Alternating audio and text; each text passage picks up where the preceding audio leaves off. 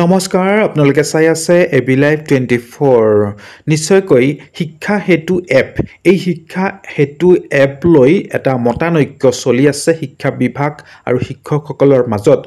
শিক্ষামন্ত্ৰী আৰু শিক্ষকসকলৰ মাজত এটা বিতৰ্কমূলক বাদ বিবাদ বা এনেকুৱা ধৰণৰ মানে মতানৈক্য চলি আছে মুঠতে আৰু এই এপটো লৈ শিক্ষা হেতু এপক লৈ পুনৰ শিক্ষক সন্মিলনীয়ে কিন্তু গৰজি উঠিছে প্ৰাথমিক শিক্ষক সন্মিলনীৰ সভাপতি গৰাকীয়ে কি যদি আপুনি চেনেলটোত প্ৰথম আহিছে তেন্তে সাবস্ক্ৰাইব এটা কৰি দিবলৈ নাপাহৰিব শিক্ষা হেতু এপৰ কথা আহিছে যে শিক্ষা হেতু এপৰ জৰিয়তে আমাৰ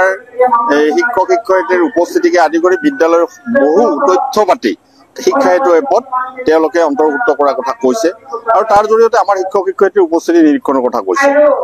কিন্তু আচৰিত কথা যে শিক্ষা হেতু এপৰ নামত এপটোক আমি কোনো বিৰোধিতা কৰা নাই শিক্ষা হেতু এপক অসম ৰাজ্য প্ৰাথমিক শিক্ষক সন্মিলনীয়ে আমি স্বাগতম জনাইছো কিন্তু শিক্ষা হেতু এপৰ নামত বিদ্যালয়সমূহত যিটো টেবলেট প্ৰদান কৰা হৈছে এই টেবলেটটোৱে আমাৰ বিভিন্ন অঞ্চলত হয় নেটৰ অভাৱতে হওক বা টেবলেটটোৰ একেবাৰে নিম্নমানৰে হওক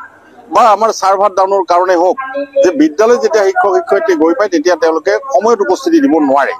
আৰু ইতিমধ্যে অসমৰ শিক্ষামন্ত্ৰী ডাঙৰীয়া আৰু অসমৰ মাননীয় মুখ্যমন্ত্ৰী ডাঙৰীয়াই এনেধৰণে ঘোষণা কৰিছে যে একাংশ শিক্ষক শিক্ষয়িত্ৰী পলমকৈ বিদ্যালয়লৈ যায় আৰু সোনকালে বিদ্যালয়ৰ পৰা আহে আমি তেখেতলৈ আহ্বান জনাইছো তেওঁ এনেকুৱা ধৰণৰ তেওঁলোকে আমাক স্পষ্ট হেৰি দিয়ক ইনকাৰীত যাওক গৈ পেলাই আমাক তাৰ নিদৰ্শন দিয়ক যে এইজন শিক্ষক পলম গৈ আহিছে এইজন শিক্ষক সোনকালে গুচি গৈছে তেওঁৰ ওপৰত একশ্যন লওক আমি অসম ৰাজ্যিক প্ৰাথমিক শিক্ষক সন্মিলনী কেতিয়াও তেওঁলোকক কোৱা নাই যে তেনেধৰণৰ শিক্ষক শিক্ষয়িত্ৰীক তেওঁলোকক আমি